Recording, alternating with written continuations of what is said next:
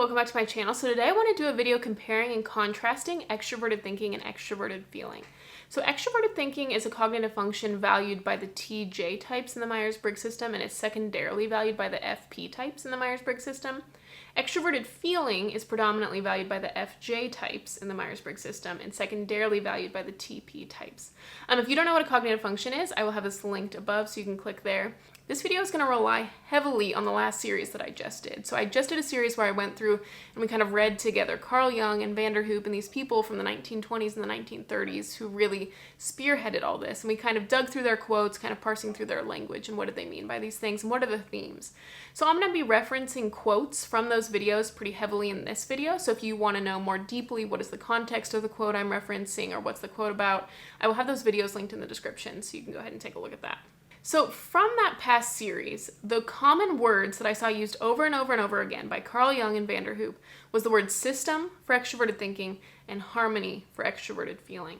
And so I love that this kind of compares and contrasts a very similar thing.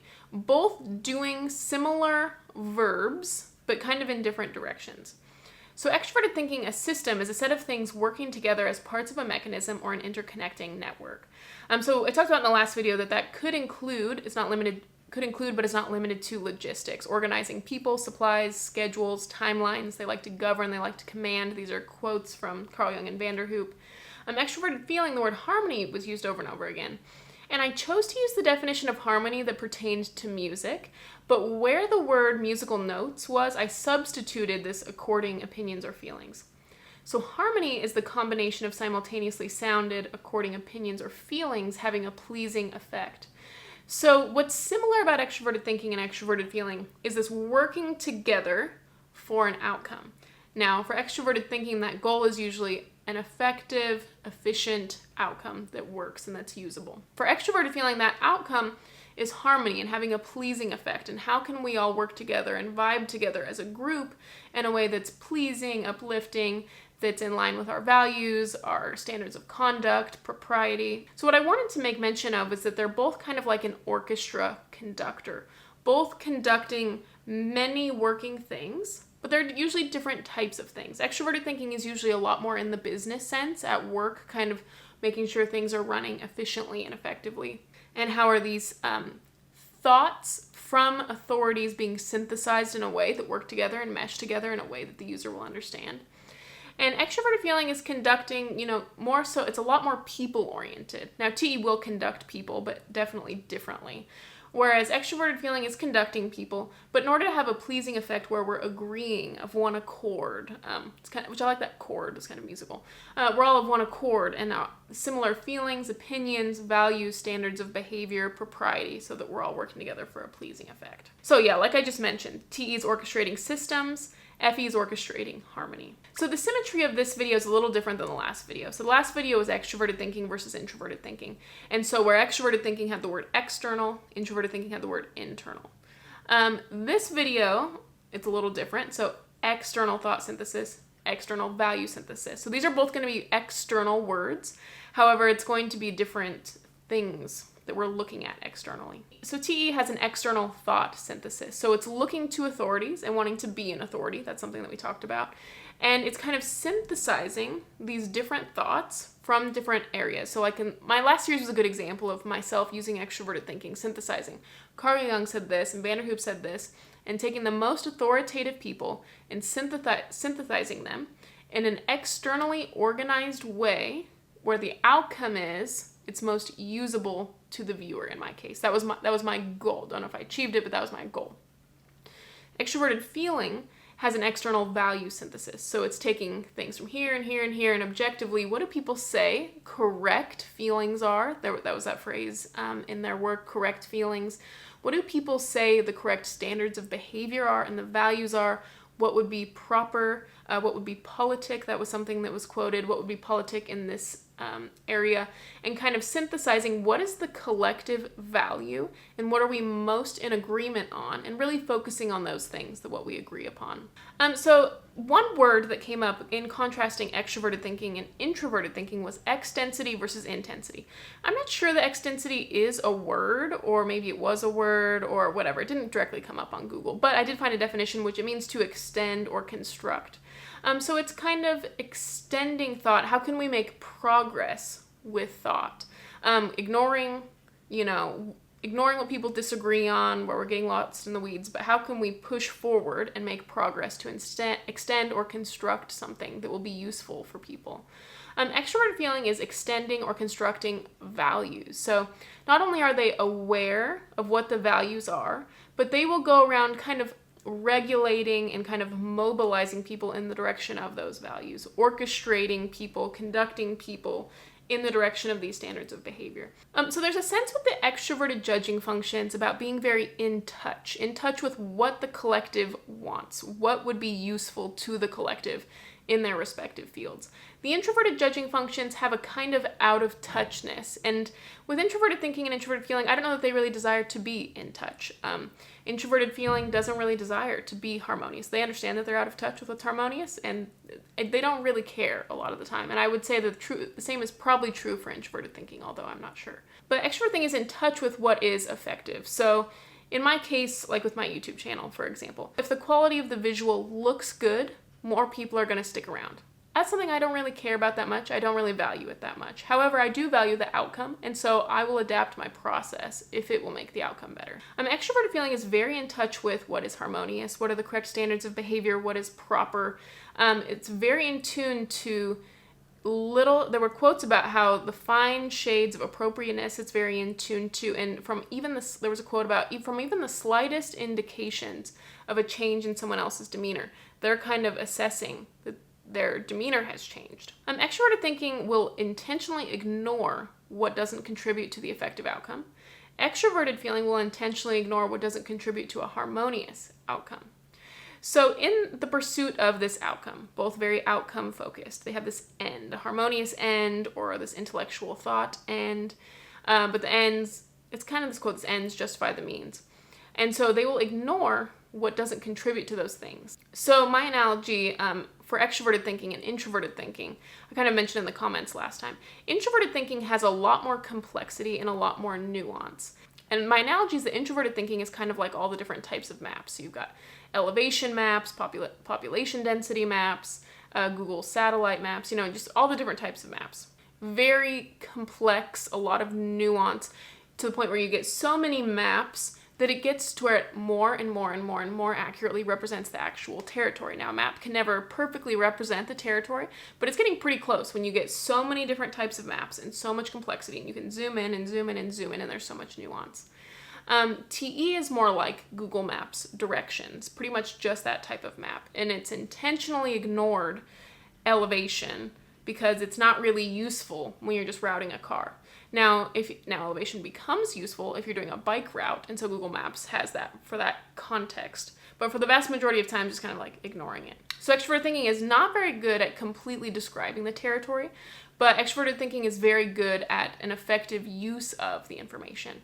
So I see there are these filters where introverted thinking is constantly filtering true or untrue, and it's kind of taking and throwing away, taking and keeping, and filtering out. Extroverted thinking's filter is what's useful and what's not useful.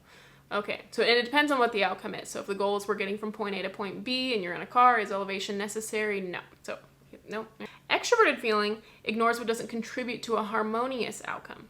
So introverted feeling can get into the complexity of processing emotions, journaling upon journaling about your negative emotions and getting into trauma and really deep diving into these negative emotions, for days and days in some cases. And, for introverted feelers who are dominants, it's probably not, I'm describing my own infantile type thing, but it can, for introverted feelers in the dominant place, getting into the complexity and the nuance and how would you specifically name this emotion and, really just soaking in it to some extent.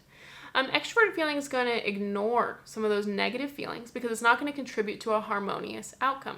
It's kind of like, what's the point of digging into these negative emotions? A lot of times when you dig into the negative emotions, you just get more and more negative emotions, and that's not helpful to the people around you. It's not even helpful to yourself. So what's the point of digging in to all those things so much? So to some extent, TE sees TI as, too much in the weeds of thought that's not useful. FE sees FI kind of as too much in the weeds of emotion. What's the point of it? So because they're so aware of what's effective and what's harmonious, they will then adapt themselves to meet that end. So whatever process is needed to get the outcome they want, they will do. So an example is, I want people to go from knowing about the letter dichotomies, E, I, N, S, to knowing about cognitive functions. That's my primarily goal. Now, lots of people, their goal with typology is to get as complex as they possibly can. My goal is not necessarily to get as complex as I possibly can, but to transition most people from knowing about the 16 personalities website to knowing about cognitive functions. That's where I see the big bang for the buck. That's where for the vast majority of people, that's where the disconnect is. So I will adapt my content based on that way and based on what works. So if having a good background has more audience retention, I'll do it. If using if it were the case that using the phrase 16 personalities funneled in more people, then I would use that phrase in titles, which I may start doing. If it were the case that using those little geometric figures from the 16 personalities website, pulled in more people, I might start doing that. And so I may kind of try and suss out some of these things. Basically just adapting myself to whatever's going to work most for the most people. Whereas FE users will adapt themselves to the harmonious end. So based on the slightest indication of change in this person's kind of emotional state, they will adapt themselves accordingly to what's needed in that environment. So as where TI and FI, they kind of see themselves in relation to these ideals, these moral ideals. So truth is truth. It doesn't matter what room you're in. Truth is truth. You don't need to say it any different way. Truth is truth. FI, they say, this is what's moral, this is what's not moral, this is who I am as an individual. That doesn't change from room to room, so I'm not going to change myself. TE and FE are a little more in touch with the way that you present a certain truth or a certain thought, or the way that you say something or a certain tone, in the case of FE, will really affect its impact. And TE and FE really understand that they want there to be impact and the outcome to be reached. And so they will adapt themselves. And from the perspective of TE and FE, they're saying, it's not disingenuine. It's not true. This was a quote about FE, that it will be perceived as sort of like shallow or that they're being fake, but they're not actually really being fake. It's actually kind of a kindness to present yourself in a way that's going to work for the other person. The issue with TE and FE can sometimes be in relation to criticism. There was a quote in there about how TE can be a sensitive little darling whom the critic has wronged. And there were quotes about how FE is very sensitive to praise and criticism. And the reason for that is you're constantly measuring things against the outcome, because that's kind of the final determinant of did it work or not. And this is just in isolation, without their FI, without their TI. Whereas FI and TI just say, was the process good? Am I proud of it? And if they're proud of it, and if it worked for them, then there's kind of what's good about the stubbornness between FI and TI is that there's kind of some self-assuredness with identity and with their validity of truth and principles. With TE and FE, it's hard to make the argument, this is a good thing, even though it worked for no one. It's just, this was good. I know that it's good, even though it worked for no one. People just have these terrible opinions, but I know that it worked. From a TE-FE perspective, it just seems kind of delusional to sit there and say, oh yeah, it worked for no one, and no one cared about it. But yeah, it was good. It was good. Trust me, it was good. It's just kind of like, so it can be kind of there's this kind of thrown back and forth by the waves, as it were, the wave of public opinion. And what becomes difficult is everyone has differing opinions. Then there were these words that TE is externally cold and aloof, and FE is externally warm and charming. So it's kind of this hot-cold differentiator. You could make the argument that internally it's the reverse. I don't know that I will make that argument, but you could make the argument that internally it's the reverse. And then finally, the last thing is spoken rules versus unspoken rules. So there were a lot of quotes about TE likes to command and govern and very business-like. And there's not ambiguity with TE about what they want you to do. There's a lot of directing, commanding. They like to be the one making decisions, and they like to command people. They like to tell people what to do. That's what people don't like about TE a lot of times. They don't like this tyrannical, dictator-like behavior.